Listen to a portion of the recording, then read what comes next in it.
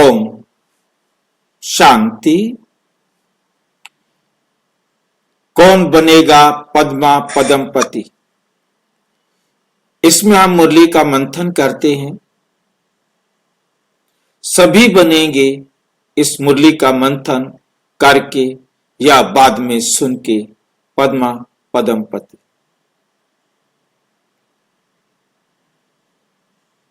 आज का विषय है शिव बाबा को गुड मॉर्निंग क्यों करें। कौन बोलेगा? शिव बाबा को गुड मॉर्निंग क्यों करें? भाई जी, सुबह जगते ही बाबा को गुड मॉर्निंग करने का मतलब ये है कि बाबा की श्रीमत को याद करना। और कौन बताएगा अच्छी तरह? एक बोलो, एक जना बोलो ताकि सबको समझ में आए। और आत्मा परमात्मा का मिलन का शुरुआत। गाड़ी और बोलो। करते हैं तो हमें बाबा की श्रीमत याद आ जाती है। गुड मॉर्निंग करते हैं तो बाबा की श्रीमत याद आ जाती है। और गुड मॉर्निंग करने का मतलब कि सुबह सुबह उठ के पूरे दिन की दिनचर्या प्लान कर लेना कि बाबा की श्रीमत के अनुसार हमें कैसे क्या करनी है। और गुड मॉर्निंग करने का ये भी है मतलब भाई जी कि अपने शिष्टाचार में रहना और शिष्टाचार को याद दिलाना। ठीक बात है।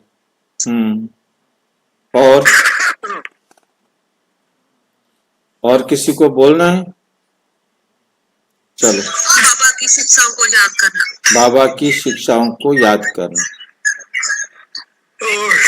शिव बाबा को हम गुड मॉर्निंग करें तो सबसे पहला प्रश्न उठता है कि क्या वो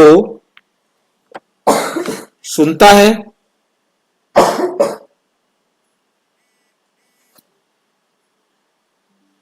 क्या वो उसकी कोई प्रतिक्रिया देता है?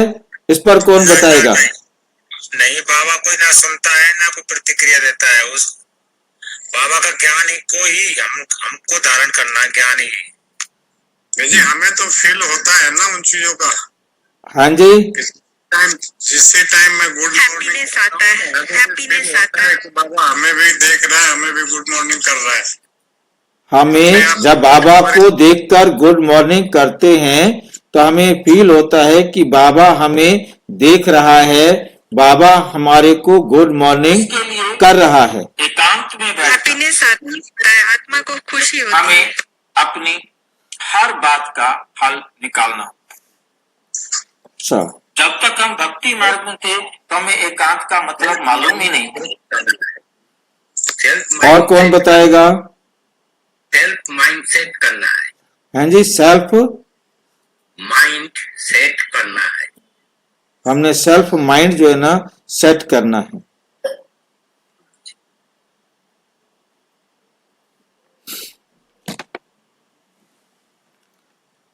पहला प्रश्न था कि शिव बाबा हमारी गुड मॉर्निंग को सुनता है, क्या वो हमें जवाब देता है?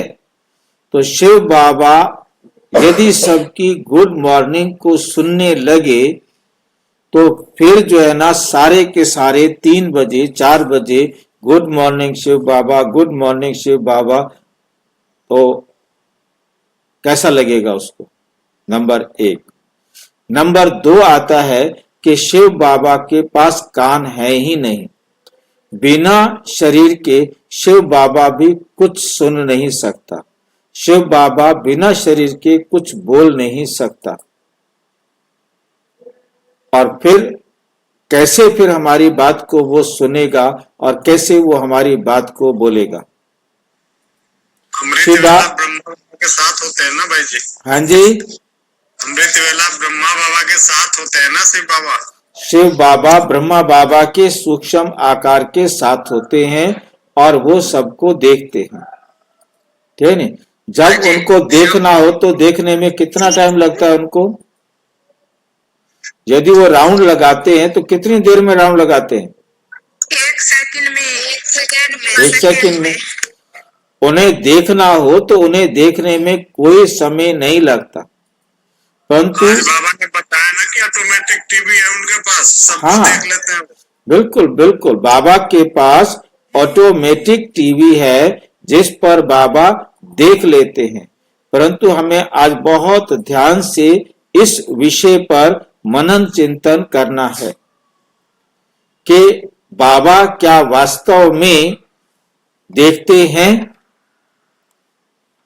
आज हमने इस मुरली को अध्ययन किया और आज हमें बाबा ने जो समझाया उस आधार पर हम इसको देखेंगे, मनन चिंतन करेंगे कि क्या बाबा देखते भी हैं। जी बाबा कहते हैं अमृत वाला बाबा सबसे मिलने आते हैं। सबसे मिलने आते हैं, ठीक है नहीं। बाबा कैसे मिलता है? जो मिलते हैं उनको ही मिलता है बाबा। जो बाबा को जागते हुए मिलते हैं, जो बाबा को योग में बैठे हुए मिलते हैं, बाबा उनको मिलते हैं। जो सोए पड़े होते हैं उनको देखकर मुस्कुराकर चले जाते हैं। ऐसा हैप्पीनेस बाबा की कोई टच हाँ जी, जाती है तो बाबा किसी से मिलने नहीं आते हैं। बाबा समझते हैं सभी आत्मा अपना पार्ट एक्यूरेट निभा रही है। Very good. बाबा ये जानते हैं कि हर आत्मा अपना पार्ट एक्यूरेट बजा रही है, उसे क्या जरूरत है जा करके एक एक को देखने की कि कहाँ क्या कर रहे हैं क्या नहीं कर रहे हैं। उनको मालूम है, वहीं बैठे मालूम है कि हर आत्मा अपना पार्ट एक्यूरेट बजा रही है, मुझे किसी की जासूसी करने की जरूरत नहीं है। ये तो केवल बच्चों को समझाया जाता है। भावात्मक बच्चे हैं, भावना वाले भगत बच्चे हैं, उनको समझाया जाता है कि आप ध्यान रखो, सोया ध्यान से सोया करो, अच्छी तरह से सोया करो, मैं देखने आता हूं तुम घर में कैसे सोए पड़े होते हो, ठीक है। तो उससे जो है ना बच्चे कम से कम इस प्रकार से अपने आप में अलर्ट होंगे, लापरवाही से नहीं सोएंगे, ढंग से सोएंगे, ढंग से उठेंगे, पर ढंग से चलेंगे। ये भावनात्मक रीति से बाबा हमें सही रास्ते पर लाना चाहते हैं, इसमें किसी भी प्रकार का डाउट नहीं है। परंतु जहां पर आती है यथार्थता की बात, यथार्थ ये है, सत्य ये है कि बाबा को आकर किसी को देखने की जरूरत नहीं, किसी को आकर के सीधा करने की जरूरत नहीं कि तू क्यों सोया पड़ा, ऐसा तो ठीक उठ करके क्यों नहीं बैठा है, चल डंडा मारूंगा नहीं तो उठ जा, ठीक बैठ जा। नहीं, बाबा को कोई मतलब नहीं, ना देखने आने की जरूरत है और ना कहने की जरूरत है। बाबा कहते आप करे सो देवता, आप करे सो देवता। तो मतलब जो अपने आप बात को समझ जाता है और अपने जीवन को परिवर्तन कर लेता है वो देवता होता है। तो परमात्मा हमें देवता बनाने आए हैं, मनुष्य बनाने के लिए नहीं आए। कहने से करे सो मनुष्य, और कहने से भी ना करे तो उसे कहते मैं नहीं बताता, अपने आप समझ लो, ठीक है नहीं। तो मतलब हमें समझ लेना है कि बाबा ने हमें बता दिया है कि आपने अपने आप करना है, और बाबा हमारे साथ तब है जब हमने बाबा की श्रीमत की उंगली पकड़ रखी है। आज इन सब बातों को बाबा हमें आज की मुरली में 13 तारीख की मुरली में कैसे समझाते हैं, इसको ध्यान से एक एक स्टेप को समझना है और तभी हम औरों को समझा सकेंगे। जहां भी आपके मन में प्रश्न उठे वहां आप तुरंत पूछे, आपका अधिकार है। भाई जी, हाँ जी, ये बाबा की टचिंग क्या है? बाबा की टचिंग क्या है? बाबा की, यदि हम बाबा की याद में हैं तो बाबा की श्रीमत हमको तुरंत टचिंग करेगी। उस समय हमें क्या करना है वो उनकी श्रीमत हमको मिलेगी, हमें इस समय क्या करना चाहिए। परंतु कब? जब हम बाबा को पूछ रहे हैं, हम बाबा से जानना चाह रहे हैं। यदि हमारी प्लानिंग चल रही है जाके अंकल से पूछ के आए, वो जो है ना वकील है ना उससे पूछ के आए, डॉक्टर साहब से पूछ के आए, मतलब अंकल दादाजी से पूछ के आए या माता जी से पूछ के आए, किससे पूछ के आए। जब आपकी बुद्धि में ये चल रहा है तो बाबा कहता ठीक है, पूछा पूछा, सबसे पूछा, मेरे पास आएगा तो मैं बताऊं। जब आप कहेंगे बाबा बताओ क्या करूं, तो आपको समझ में आ जाएगा कि मुझे क्या करना है। यदि किसी कारण से आपके बुद्धि में वो टच नहीं कर रहा है तो बाबा कहते मुरली उठाओ और ढूंढो, आपका जवाब मिलेगा।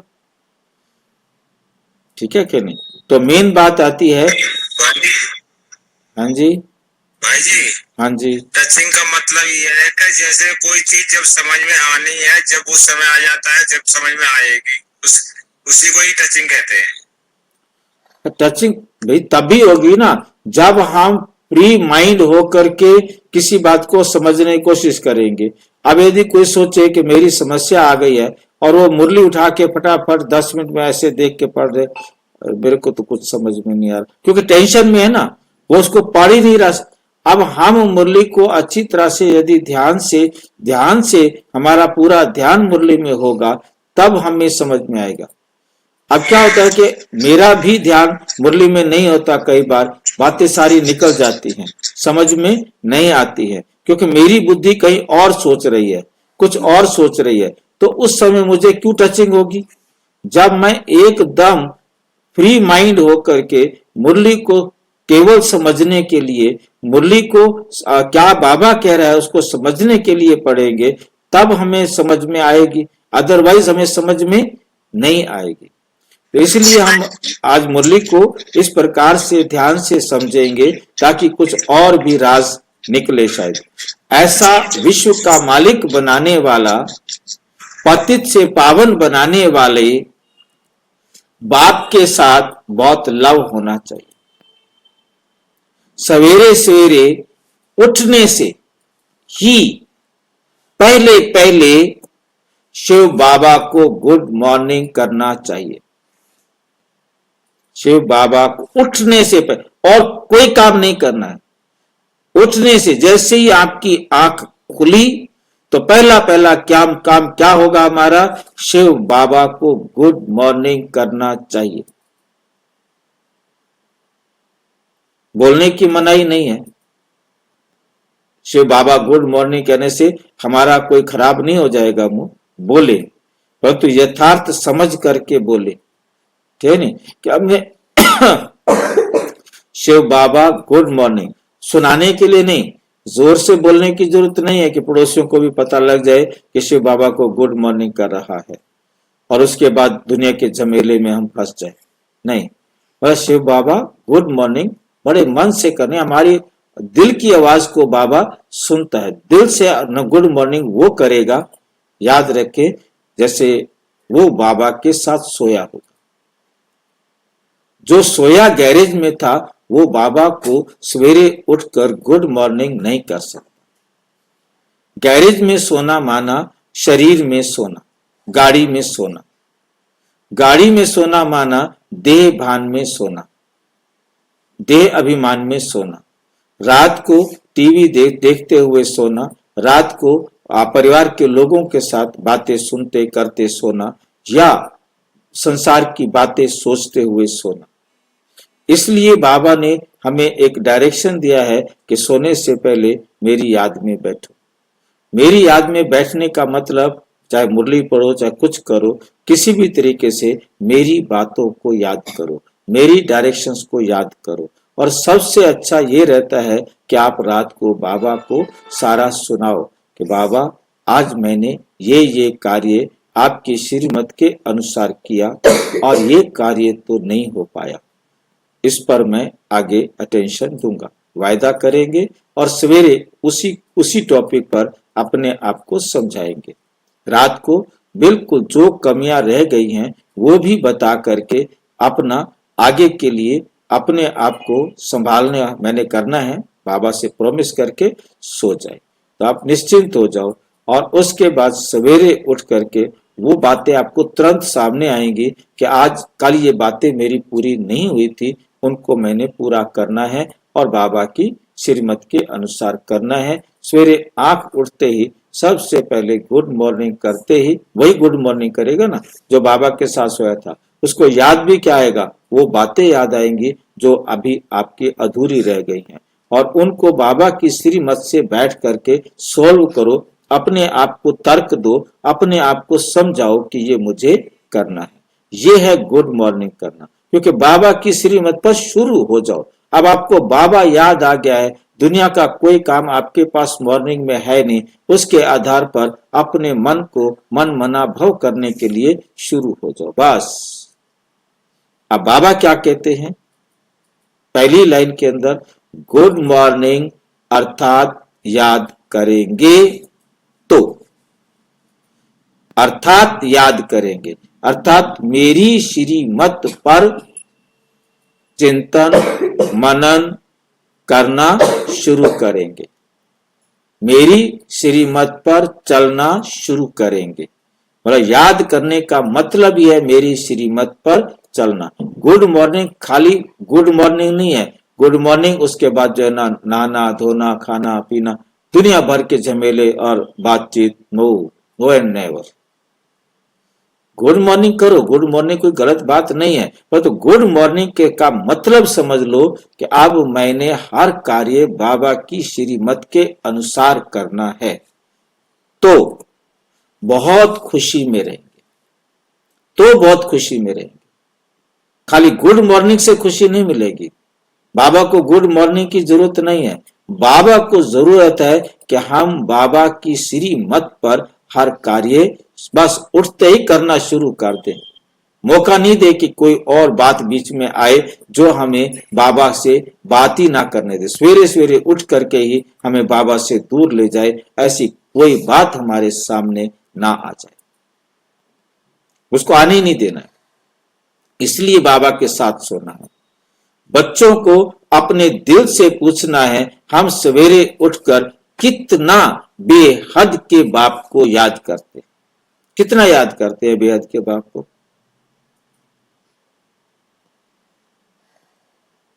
मनुष्य भक्ति भी सवेरे करते हैं ना, भक्ति कितना प्यार से करते हैं, परंतु बाबा जानते हैं कि कई बच्चे दिल व जान सिख व प्रेम से याद नहीं करते,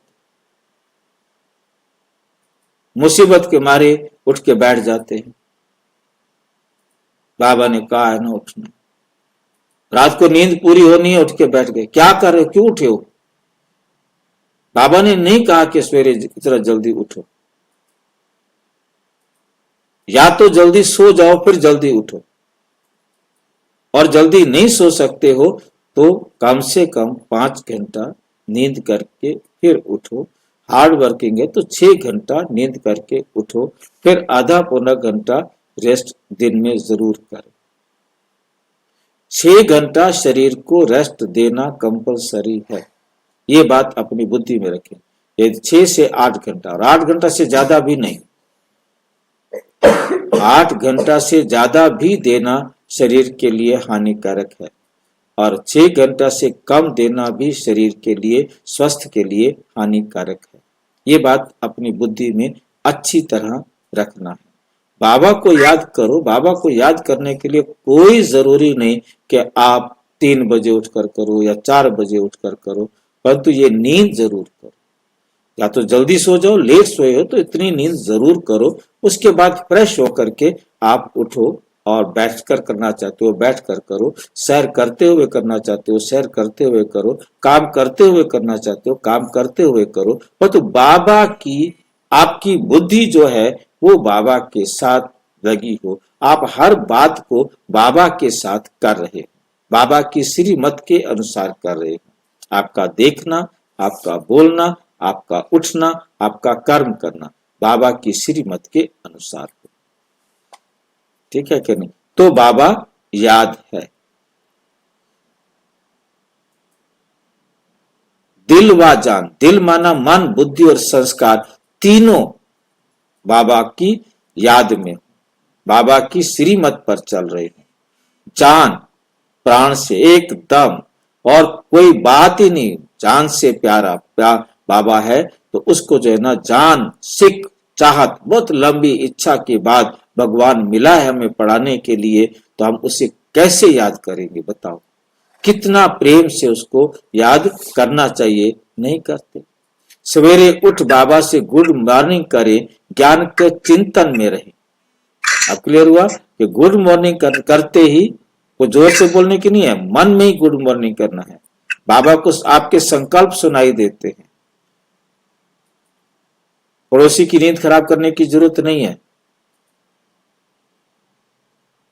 ज्ञान के चिंतन में रहे। सवेरे उठकर ज्ञान का चिंतन करने का मतलब जो मेरे को समझ में आता है, आप अपनी हर बात बाबा की श्रीमत पर सेट करें, निश्चित करें। जो भी काम करना है बाबा की श्रीमत पर कैसे करना है, उसको सवेरे ट्यून कर दो। जैसे सवेरे सवेरे गाना गा लेते हैं ना, फिर सारा दिन वो गीत मुंह में आता रहता है। इसी प्रकार सवेरे सवेरे आपने जो प्रोग्राम बना लिया वो सारा दिन आपका सेट चलता रहेगा, एक्यूरेट।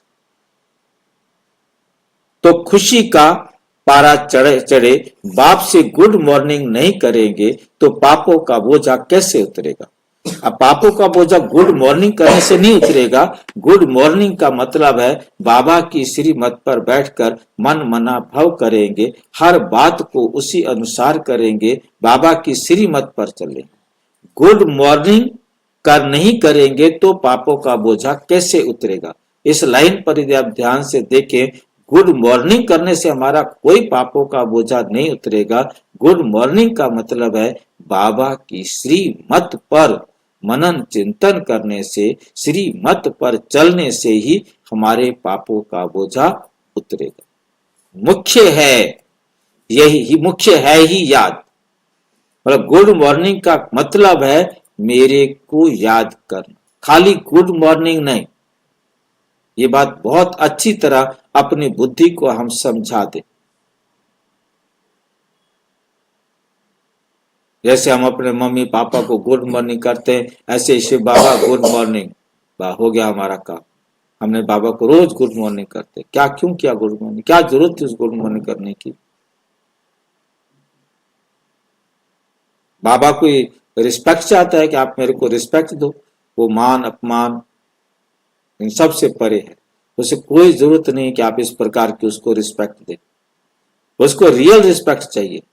हम जैसे अपने माँ बाप का वैसे तो कहना नहीं मानते हैं, परंतु गुड मॉर्निंग सबको कर देते हैं, पांव तक भी छू लेते हैं, परंतु कहना नहीं मानते। ऐसे भी बहुत अच्छे बच्चे हैं। इससे भविष्य के लिए तुम्हारा बहुत भारी कमाई होती है। कल्प कल्पांतर ये कमाई काम आएगी। बड़ा धैर्य, गंभीरता और समझ से याद करना, ये तीन बातें बहुत इंपॉर्टेंट है। इनको बहुत अच्छी तरह से समझना है, क्योंकि बहुत अच्छी तरह मुझे समझ में आ रही हैं। समझ का मतलब होता है ज्ञान। समझ का मतलब होता है ज्ञान का तीसरा नेत्र। समझ का मतलब होता है बाबा की श्रीमत।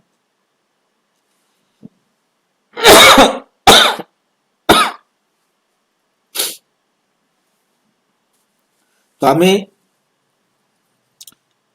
धैर्य और गंभीरता, ये दो शब्द है। धैर्य किसको याद है, धैर्य किस लिए।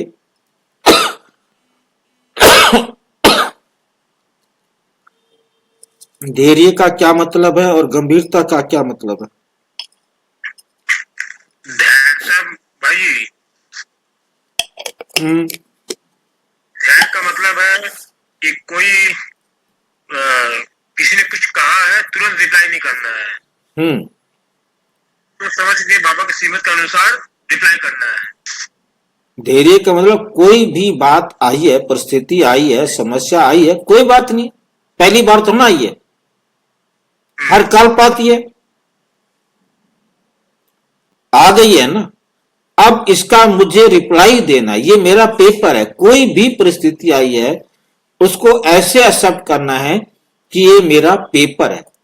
अब पेपर धैर्य से देंगे तो रिप्लाई अच्छा दे पाएंगे, और यदि आप घबराहट में जल्दी जल्दी कुछ करेंगे तो जरूर कुछ ना कुछ गड़बड़ हो जाएगी।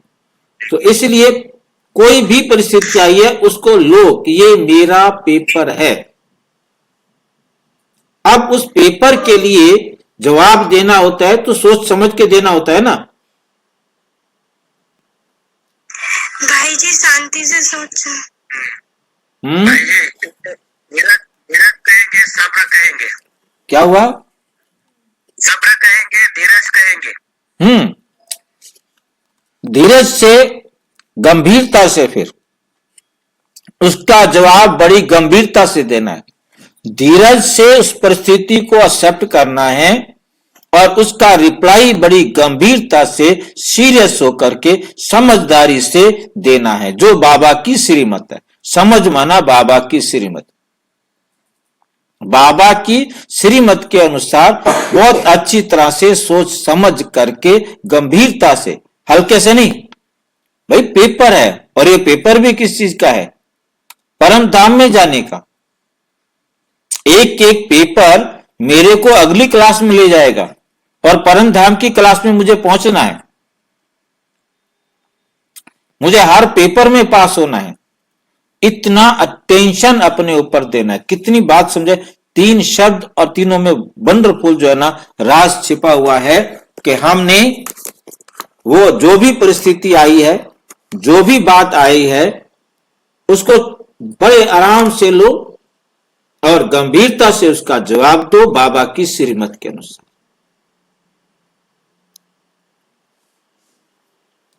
मोटे हिसाब में तो भल करके ये कह देते हैं कि हम बाबा को बहुत याद करते हैं, परंतु एक्यूरेट याद करने में मेहनत है। जो बाप को जास्ती याद करते हैं उनको करंट जास्ती मिलती है, शक्ति ज्यादा मिलती है, पावर ज्यादा मिलती है, क्योंकि याद से याद मिलती है, याद से याद मिलती है। जितना हम बाबा की श्रीमत पर आगे चलते जाएंगे तो हमें बाबा की श्रीमत आगे आगे आगे आगे मिलती जाएगी और हम बाप समान बनते जाएंगे। जितना हम बाप समान बनते जाएंगे। योग और ज्ञान 2 चीजें हैं। योग की सब्जेक्ट अलग है, बहुत भारी सब्जेक्ट है।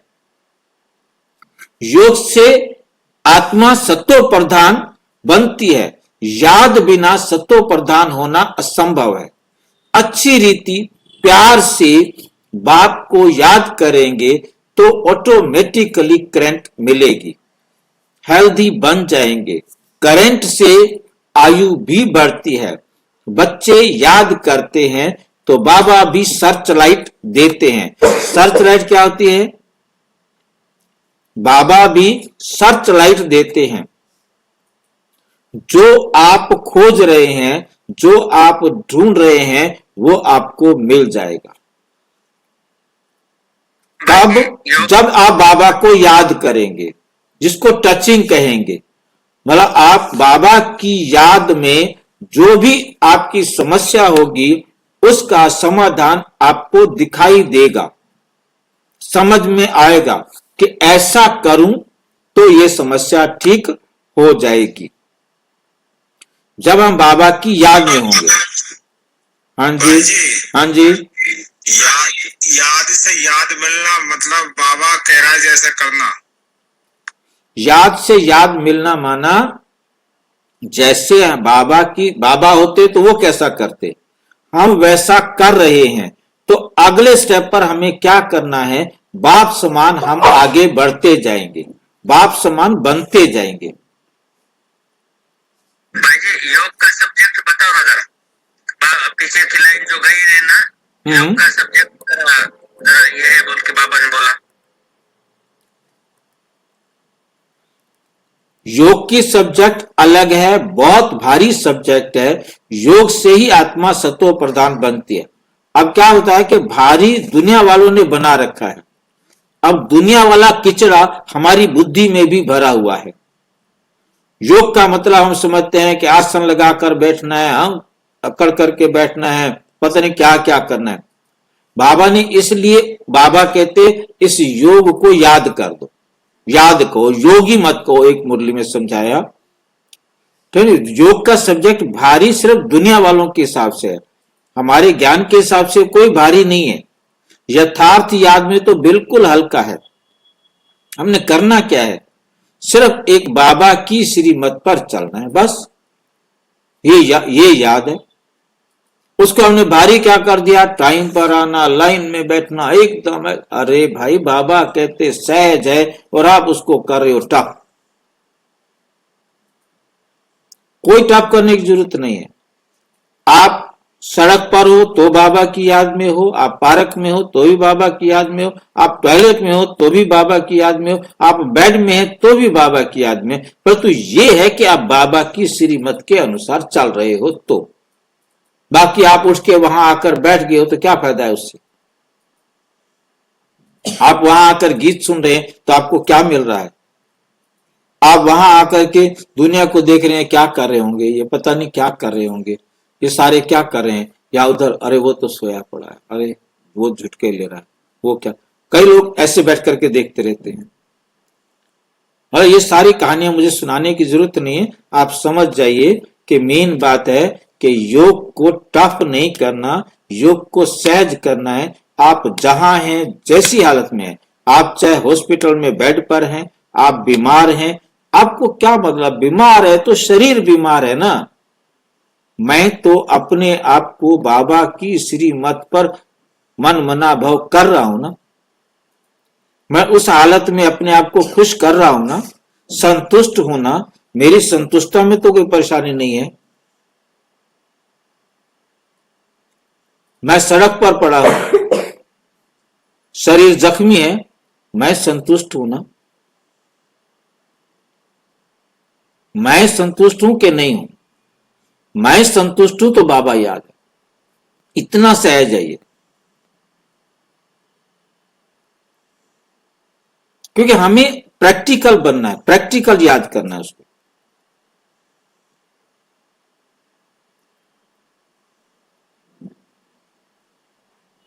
इसको टाइम बाउंड नहीं कर सकते आप। सहज मतलब सहज, मेरे को तो नहीं लगता कि हमें टाइम बाउंड करना चाहिए। आप लेट सोए तो देर से उठ जाओ, क्या फर्क पड़ता है। ये बात ठीक है कि 3-4 बजे का टाइम ऐसा होता है, उस समय वातावरण बड़ा शांत होता है, विकारी वातावरण नहीं होता, हमारे पास काम भी नहीं होता, हम जरा सहज रीति से बाबा की बातों का मनन चिंतन कर सकते। वो तो मनन चिंतन कर सके, करे तब ना, और करेंगे तब जब मैं फ्रेश हूंगा। अब मेरी फ्रेशनेस से देखो, यदि मैं फ्रेश हूं तो मैं बहुत अच्छी तरह से मुरली को समझ भी रहा होता हूं और समझा भी पा रहा होता हूं। और यदि मैं फ्रेश नहीं हूं तो आप अनुभवी हो, मैं थका हुआ हूं, क्या करूंगा मैं? मेरे से देख लो, मैं थका हुआ हूं तो मैं काम नहीं कर सकता हूं, मैं बोल नहीं सकता हूं, मुझे नहीं पता क्या बोलना है क्या नहीं बोलना है, मैं क्या पढ़ रहा हूं ये भी मुझे नहीं पता लगता। ये सबके साथ है भाई जी। हाँ जी, जैसे तुम सुबह की मुरली करावे 4 बजे वाली मुरली तो स्पष्ट बढ़िया करावे, और सुबह 6 बजे वाली मुरली में आप कुछ ऐसी लिमिट, भाई जी लिमिट तो है ना, मेरे शरीर की लिमिट है ना, थक जाता है शरीर, क्या करेगा। इसलिए मैंने 6 बजे वाली मुरली बंद की हुई थी, ये आपके आने के बाद मैंने इसको शुरू किया, वरना मैं नहीं जाता था मुरली को पढ़ा 6 बजे वाली मुरली सुनाने। ओम शांति भाई जी। ओम शांति। योग वो अग्नि है जो हमारे आत्मा को जो इतने गंदी मैली जो कर रखी है, वो योग से ही साफ होगा। हाँ, साफ करें। और जो याद है, तो याद में हम जो भी कर्म करते हैं ना, तो बाप के छत्र छाया के अनुभव होता है। जैसे लौकिक में बाप में हो गया, माँ हो गई, जब कोई बात कहते हैं हम है ना, इसी प्रकार से अनुभव होता है कि बाप कहते हैं कि हम है ना। बाप के छत्र छाया के शक्ति आती है शरीर में, और हल्केपन रहते हैं, सब कर्म करते हैं। और उसके लिए कोई जरूरी तो नहीं कि हम सवेरे उठ करके नींद खराब करके बैठे और नींद करते रहे। नहीं भाई जी, होता है ना जी, जल्दी जगने के मतलब 2 बजे के जगने के मतलब है कि आप 8, 8, 9 बजे लास्ट तो सो जाइए। वही बहन जी, यही बात मैंने, यही से पहले सोने के न मिलती है, यही बात बताइए कि आप समय पर सोए, उठें और बाबा की बात का मनन चिंतन करें, अपने आप को समझाएं। क्या क्या बातें अभी तक नहीं समझ में आई उसको ठीक करें, ठीक है कि नहीं? जी बाकी जी भाई हाँ, कि भाई जी जी भाई जी। ओम शांति भाई जी, ओम आवाज आ शांति। रही है? अगर सुबह सुबह आँख खुलते फर्स्ट टचिंग अगर थॉट में आपके आता है कि हाँ, अगर मतलब जैसे जेनविन जो हम लोग गाना सुनते हैं ना, मतलब बाबा का जो भी गाना, जैसे एक एग्जांपल, एक दिन सुबह सुबह मतलब फर्स्ट थॉट में मेरे आया कि मतलब आँख खुली भी नहीं, मन जागा जिसको बोलते हैं फर्स्ट थॉट, नहीं तेरी शिक्षाएं और प्यार जादू, एक है ना वो गाना, तेरी शिक्षाएं और प्यार साथी बन साथ निभाते हैं, तेरी श्रीमत और शिक्षाएं साथी बन साथ निभाते हैं, है ना बाबा का एक गाना, सबने सुना होगा। ठीक है, आप तो बताओ। फर्स्ट थॉट में ये गाना आया मेरे को, तो उस दिन पूरे दिन नशा ये चढ़ा रहा आत्मा को कि अरे वाह, बाबा ने फर्स्ट थॉट में डाला तेरी शिक्षाएं और मतलब प्यार, सही बहुत में बाबा की मतलब वही है ना, बात सारी होती है कि सवेरे सवेरे उठकर बाबा की श्रीमत का आपने मनन चिंतन किया, श्रीमत को अपने जीवन में ऐसा महसूस किया, तो सारा दिन आप उसी के अनुसार चलेंगे। पूरे दिन ये नशा रहा, पूरे हाँ, दिन मतलब ये लगा कि कान में कोई स्वाभाविक है, ये स्वाभाविक बात है ना। तो अच्छी रीति से हमने बाबा को क्या करना है, प्यार करना है, सर्च लाइट मिलेगी। ये बड़ा भारी खजाना है, तुम बाबा बड़ा भारी खजाना तुम बच्चों को देते हैं। अच्छा, ओम शांति। और विस्तार से जानने के लिए प्रजापिता ब्रह्मा कुमारी ईश्वरीय विश्वविद्यालय के किसी भी सेवा केंद्र पर संपर्क करें, और यदि कोई प्रश्न है तो 9213106986 पर केवल टेलीग्राम करें, 9650692270 पर केवल व्हाट्सएप करें, फोन नहीं। ओम शांति।